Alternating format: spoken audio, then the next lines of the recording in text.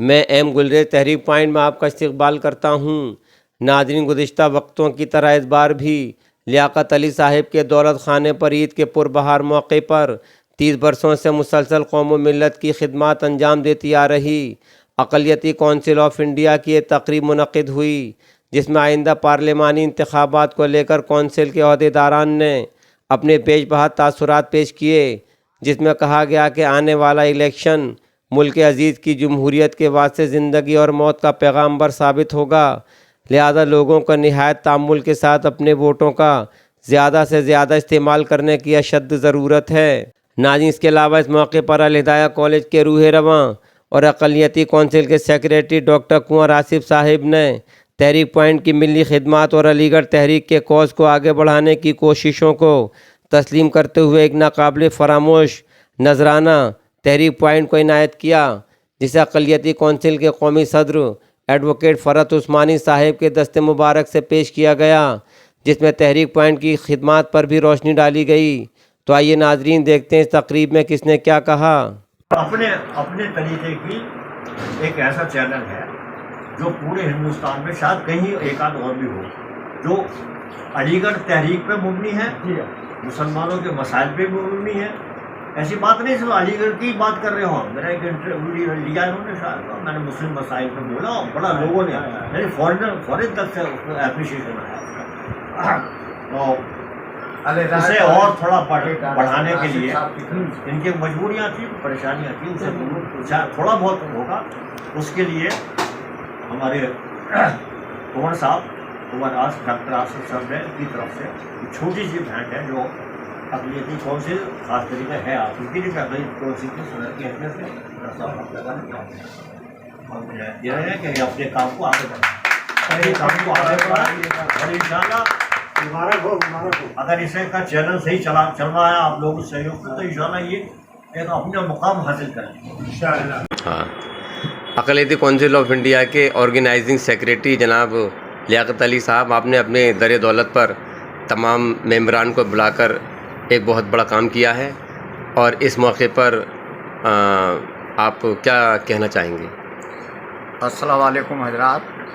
मैंने आज अक़लियती council of India के ऑर्गेनाइजेशन सेक्रेटरी की हैसियत से एक छोटा सा ईद मिलन और चुनाव के सिलसिले में कुछ बात करने के लिए सभी अक़लियती कौंसिल के अहदेदारान और एजुकेटिव मेंबरान को अपने घर पर बुलाया। उनका यहाँ तशरीफ़ लाने का सुबह का वक्त था, आना बहुत ही मेरे लिए खुशी का बाइस है। और जो इलेक्शन के सिलसिले में काफ़ी बातें हुई और लोगों ने अपील की है ज़्यादा से ज़्यादा वोट करें, सोच समझकर वोट करें, जिनका वोट है वो डालने की कोशिश करें, और जिनका वोट नहीं है वो आगे के लिए तैयार रहें। हमारे पढ़े लिखे तबकात में ज़्यादा एक बीमारी फैल गई है कि जो इलेक्शन लड़ेगा वो वोट बढ़वा ले। ये सिर्फ शहरों की प्रॉब्लम है, महानगरों की प्रॉब्लम है, ये गांव देहात की नहीं है। क्योंकि गांव देहात में प्रधानी का चुनाव होता है, प्रधानी के चुनाव में ख़ानदान वार कैंडिडेट होते हैं, तो वो एक एक बच्चे तक का वोट बढ़वा लेते हैं।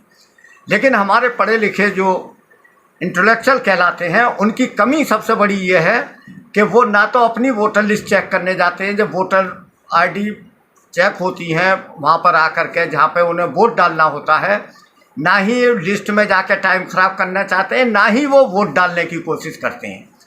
हम कोशिश ये करें, हम अपने वोट को पहले चेक करें। जब डेटें आती हैं, अखबार में आती हैं, व्हाट्सएप पे आती हैं, फेसबुक पे आती हैं, चुनाव आयोग डिक्लेयर करता है, उन डेटों पे जहाँ भी उनको वोट डालना है BLO को तलाश करें कि हमारे इलाके का BLO कौन है, हमारा वोटर लिस्ट में नाम है नहीं है। ये सिर्फ शहर के पढ़े लिखों की ज़्यादा बात है। हमारे जैसे जीवनगढ़ है, पटवारी नगला है, मौलाना आज़ाद नगर है, सैंसाबाद है, वहाँ के जो कम पढ़े लिखे लोग हैं वो बेचारे भागे फिरते हैं कि हम वोट कैसे डालेंगे। वो मेयर के चुनाव में भी पढ़े लिखे लोग कहते हैं कि हमारा वोट नहीं मिल रहा, MLA में भी यही होता है। इसमें भी दो चीज़ें चल रही हैं। जो सन 87 से पहले था कानून, उसके अंदर ये था कि प्रधानी में और चेयरमैनी और मेंबरशिप में 18 वर्ष का बच्चा वोट डालता था, और MLA MP में 21 वर्ष का। लेकिन 87 में एक ऐसा कानून आया जिसके अंदर दोनों ही वोट डालने का हक 18 साल कर दिया गया।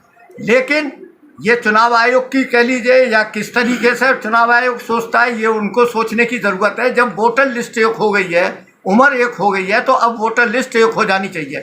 प्रधानी और बीडीसी मेंबर, जिला पंचायत मेंबर की वोटर लिस्ट अलग होती है, एमएलए एमपी की अलग होती है। ऐसे ही चेयरमैन, वार्ड मेंबर, मेयर की लिस्ट अलग है और एमएलए एमपी की लिस्ट अलग है।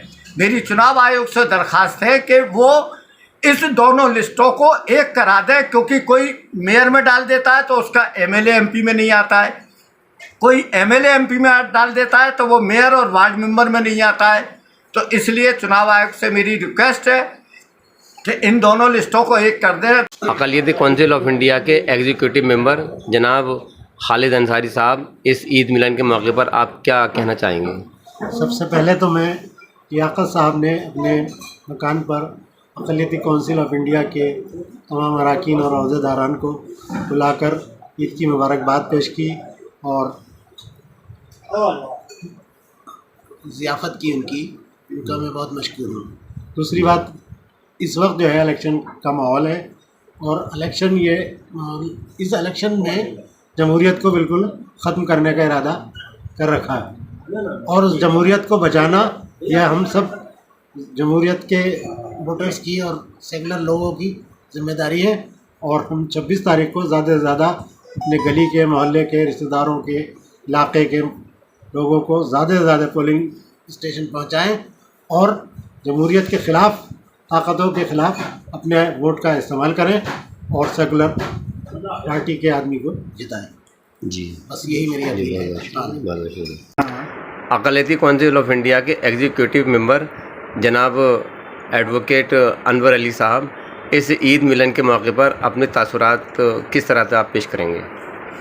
आज हम लोगों का ईद मिलन समारोह हुआ यहाँ पर, और चूँकि आगे इलेक्शन भी आने वाला है, उसमें ये भी तय एमपी का इलेक्शन, एमपी का, हाँ एमपी का ही है आगे का, तो इसमें ये भी तय किया गया है कि हम सेकुलर पार्टियों को मजबूत करें ताकि हम अपने मुल्क के आइन को बचा सकें और उसको फ़रोग़ दें।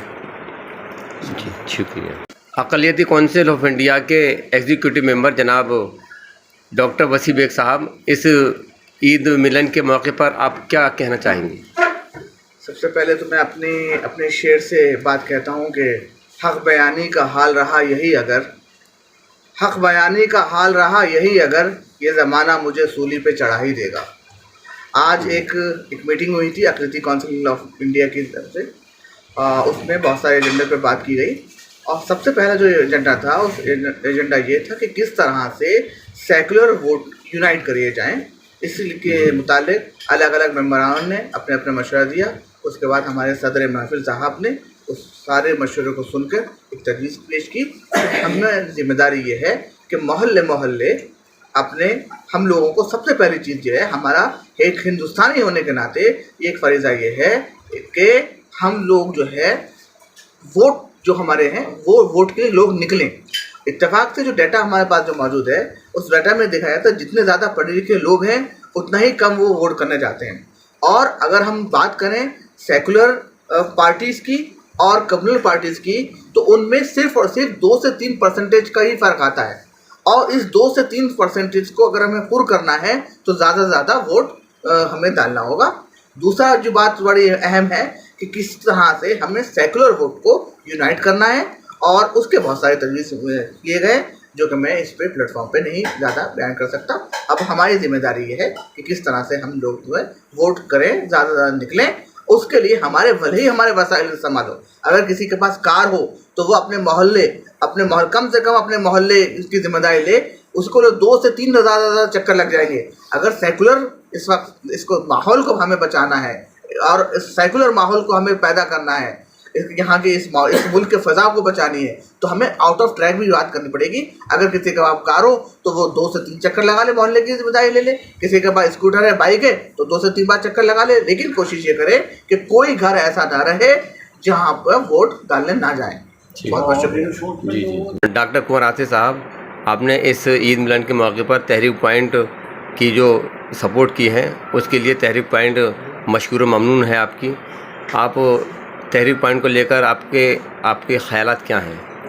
बहुत बहुत शुक्रिया बुल्ले साहब। मुझे इस बात की बेहद खुशी है कि कम से कम आप जो है सर सैयद साहब का जो एक मिशन था, जो ख्वाब था, उस पर ममनू आपका जो तहरीक पॉइंट चला रहे हैं, तो बड़ी खुशी है मुझे कि कम से कम एक चैनल है और इस चैनल के ज़रिए से आप पूरे मुल्क में इस बात को फैला रहे हैं कि सर सैयद अहमद साहब का ये पॉइंट था। तो ये तहरीक पॉइंट जो है ये स्पेशली जो है, क्योंकि सर सैयद अहमद साहब ने एजुकेशन और सियासत के बारे में जो अपनी बातें रखी थी, उसको आप पूरे हिंदुस्तान के लोगों को बता रहे हैं, और वो चाहे किसी भी कौम का हो जो इस बात से इत्तेफाक बाहर भी जा रहा है, बाहर भी काफ़ी लोग इस अलीगढ़ से मूवमेंट बाहर भी, और ये अलीगढ़ मूवमेंट जो है इसके तहत जो है ये काम चल रहा है और आप बड़ा कर रहे हैं। और मुझे उम्मीद है आप मैंने जो भी ताउन किया है, मुझे इस बात की बड़ी खुशी है, क्योंकि ताउन करने वाले को भी तो वो होना चाहिए कि भाई हमने किसी को ताउन किया है, तो ये भी हमारे लिए बड़ी खुशी की बात है कि आप ये चैनल चला रहे हैं। और मेरा ये पैगाम है सभी लोगों के लिए कि स्पेशली जो हमारी इस तहरीक से जुड़े हुए हैं और इससे ज़्यादा से ज़्यादा जुड़े, और इसके लिए और भी लोग ताउन करें, जिससे ये पॉइंट, क्योंकि बगैर मदद के तो कोई आजकल पॉसिबल ही नहीं है, without money nothing is possible. तो इसलिए जो है सब लोग जो है थोड़ा इसकी मदद करें, तहरीक पॉइंट की, तो जिससे आज चैनल हमारा आगे बढ़ेगा और सभी लोग इससे फैज़याब हो। शुक्रिया। मैं Farooq Usmani advocate, president Hindu Aqliyati council of India, आपसे मुखातिब हूँ। अक़लियती काउंसिल ऑफ इंडिया की आज ईद मिलन मीटिंग थी। गुज़िश्ता सालों की तरह इस साल भी यहाँ पर कुंवर लियाकत अली साहब की रिहाइशगाह पर ये मीटिंग मुनक़्क़द की गई और मीटिंग में भाईचारे को फ़रोग़ देने, मुल्क में मजबूती को कायम करने और अमन चैन कायम करने के ख़ास तरीके से मौजू ज़ेर बहस रहे।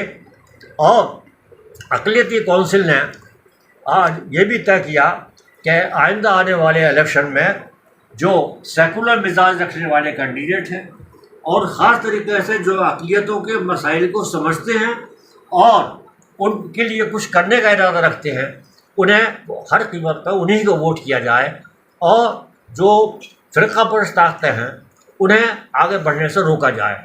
ये हिंदुस्तान के आइन को महफूज रखने, हिंदुस्तान में आज़ादी को महफूज रखने और हिंदुस्तान में अमन चैन का माहौल पैदा करने के लिए बेहतरीन तजावीज़ पेश की।